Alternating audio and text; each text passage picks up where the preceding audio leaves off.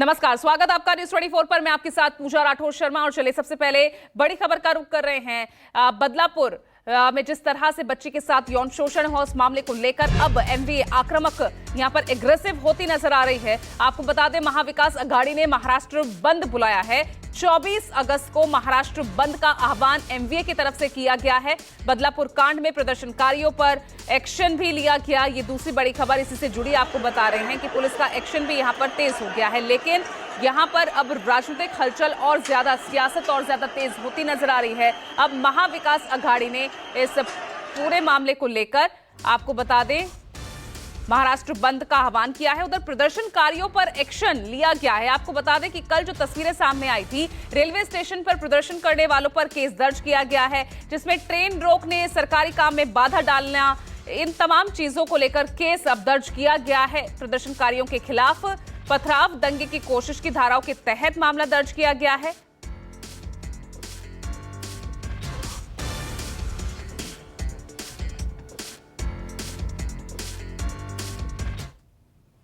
और इसी पूरे मामले को लेकर वहां क्या हालात बने हुए हैं, सियासी और साथ ही किस तरह से पुलिस से एक्शन लिया गया, जानकारी दे रहे हैं मेरे सहयोगी इंद्रजीत सिंह।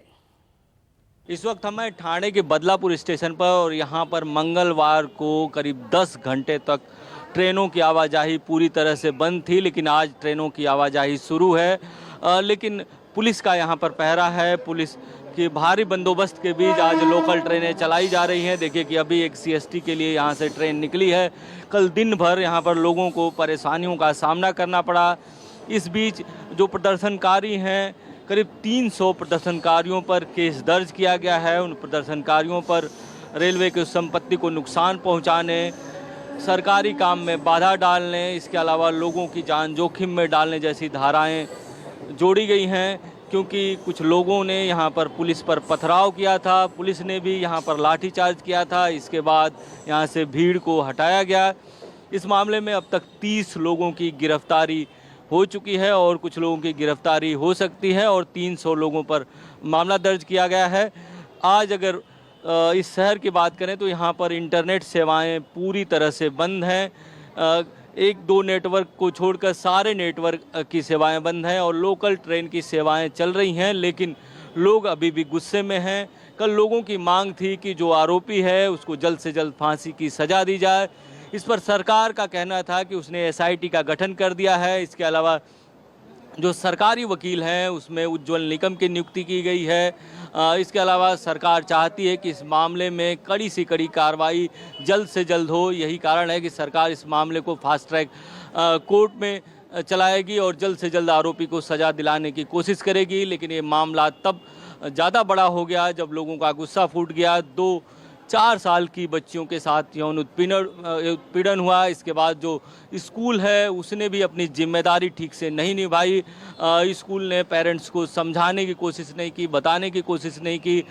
स्कूल में सीसीटीवी भी नहीं था। इसके अलावा जो लेडी अटेंडेंट होनी चाहिए महिला टॉयलेट के बाहर, वो लेडी अटेंडेंट भी नहीं थी। यही कारण है कि लोग गुस्से में थे, क्योंकि पुलिस ने केस दर्ज करने में भी देरी दिखाई। इस मामले में 3 पुलिस वालों को भी सस्पेंड किया गया है, जिसमें सीनियर पीआई भी इस इलाके की हैं।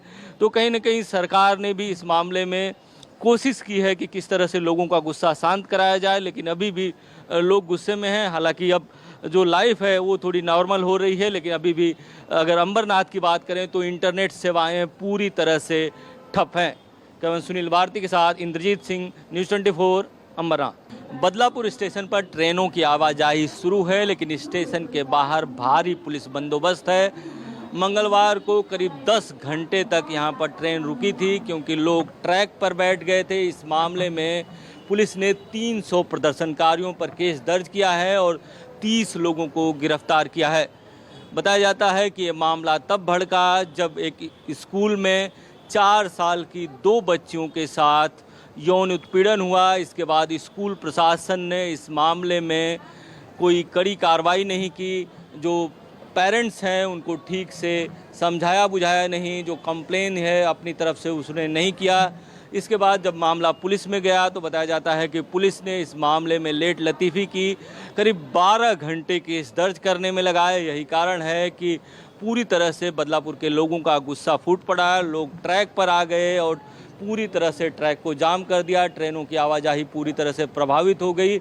इसके बाद सरकार एक्शन में आई। सरकार ने 3 पुलिस वालों को इस मामले में सस्पेंड किया है, लेकिन 300 लोगों पर केस दर्ज हुआ है।